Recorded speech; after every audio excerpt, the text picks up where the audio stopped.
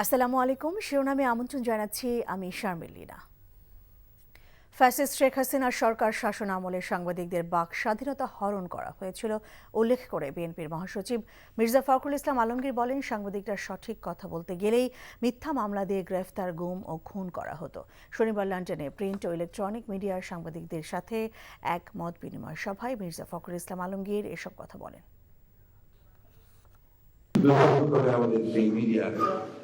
নষ্ট করে ফেলেছে শেখ হাসিনা, যার ফলে আমরা দেখেছি 15 বছর আন্দোলন করেছি। আমাদের আন্দোলন খাটো করে দেখার চেষ্টা করা বিএনপি একা ছিল না, কিন্তু বিএনপির মধ্যে অনেকগুলো কাজ করতে পেরেছিল। আমাদের দেশের বেগম খালেদা জিয়া কারাগারে যাওয়ার পর থেকে কারাগারে গেছেন কিন্তু মিথ্যা মামলায়। দেশের উত্তরাঞ্চলে বেড়েই চলেছে শীতের প্রকোপ। কনকনে শীতের দাপট, কুয়াশায় জনজীবন হয়ে পড়েছে বিপর্যস্ত। নওগাঁয় আজ সকালে সর্বনিম্ন তাপমাত্রা রেকর্ড করা হয়েছে 10.6 ডিগ্রি সেলসিয়াস। শীতের তীব্রতায় বিপাকে পড়েছেন খেটে খাওয়া ও নিম্ন আয়ের মানুষ।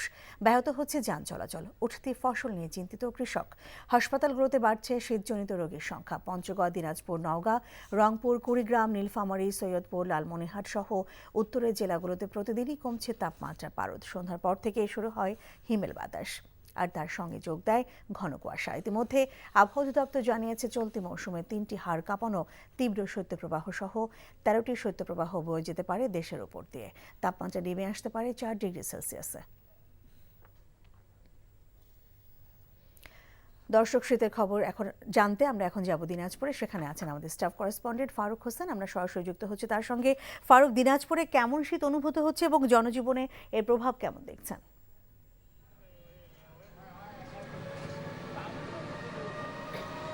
আর লীনা, আপনি যেমনটি বলেছেন যে এখানে দিনাজপুরে কনকনে শীত, হিমেল হাওয়া এবং ঘন কুয়াশার কারণে জনজীবন অনেকটাই বিপর্যস্ত হয়ে পড়েছে।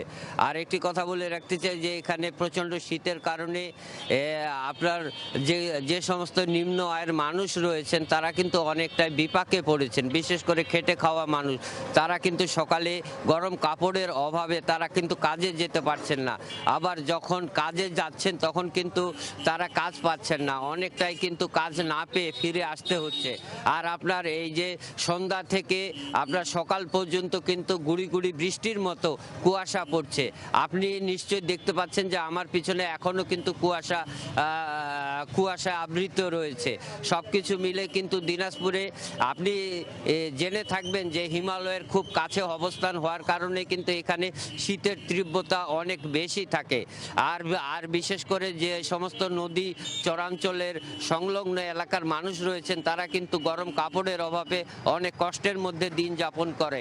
আরেকটি জিনিস বলে রাখি যে প্রচণ্ড শীতের কারণে কিন্তু শিশু এবং বয়স্ক মানুষ নানা রকম শীতজনিত রোগে আক্রান্ত হচ্ছেন। আমাকে আবহাওয়া অফিস জানিয়েছেন যে এ মাসে আরও 2টি শৈত্যপ্রবাহের সম্ভাবনা রয়েছে। সবকিছু মিলিয়ে শীতের প্রভাব দিনাজপুরে অনেক বেশি। তা আমার কাছে এই ছিল শীতের সর্বশেষ সংবাদ।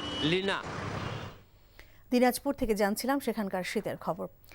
দর্শক, শীতের আরও খবর জানাতে নওগাঁ থেকে সরাসরি যুক্ত হচ্ছেন আমাদের স্টাফ করেসপন্ডেন্ট আসাদুর রহমান জয়। আমরা সরাসরি যুক্ত হচ্ছি তার সঙ্গে।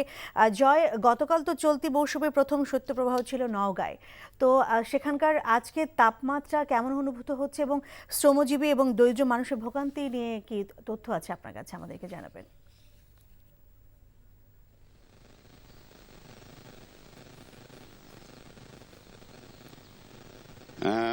লীনা, নওগাঁয় আজকে তাপমাত্রাটা কিছুটা বেড়েছে। আজকে সর্বনিম্ন তাপমাত্রা 10.6 ডিগ্রি সেলসিয়াস। গতকাল বাংলাদেশের সর্বনিম্ন তাপমাত্রা 9.9 ডিগ্রি সেলসিয়াস ছিল নওগাঁয়। আজকে তাপমাত্রাটা কিছুটা বেড়ে 10.6 ডিগ্রি সেলসিয়াস বিরাজ করছে।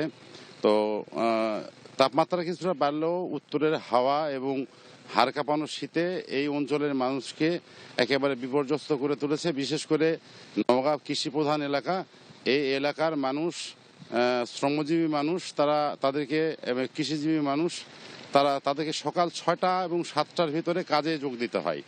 তো গরম কাপড়ের অভাবে তারা খুবই কষ্টের ভিতরে আছে এবং গরম কাপড় সরকারি পর্যায়ে থেকে এখনো কোনো বরাদ্দ দেওয়া হয়নি। আমার কথা হয়েছে সকালে নওগাঁর জেলা প্রশাসক মোহাম্মদ আবদুল্লাহ আওয়ালের সঙ্গে। তিনি বলেছেন ত্রাণ মন্ত্রণালয়কে তিনি অনুরোধ জানিয়েছেন গরম কাপড় নওগাঁতে অতি তাড়াতাড়ি বরাদ্দ দেওয়ার জন্য, কিন্তু এখনো পর্যন্ত নওগাঁয় কোনো গরম কাপড়ের সরকারিভাবে বরাদ্দ আসেনি।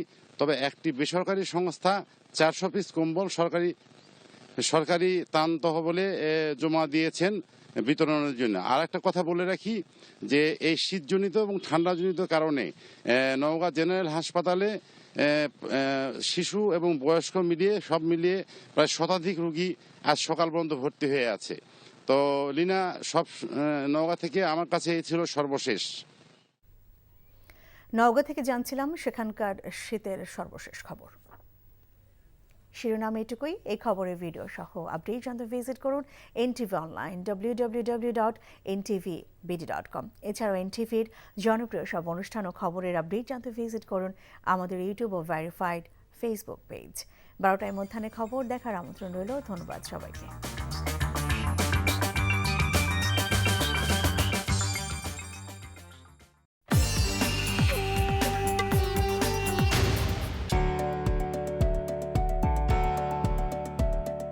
নিউ ইয়র্ক থেকে শিগগিরই শুরু হচ্ছে NTVর বিশেষ আয়োজন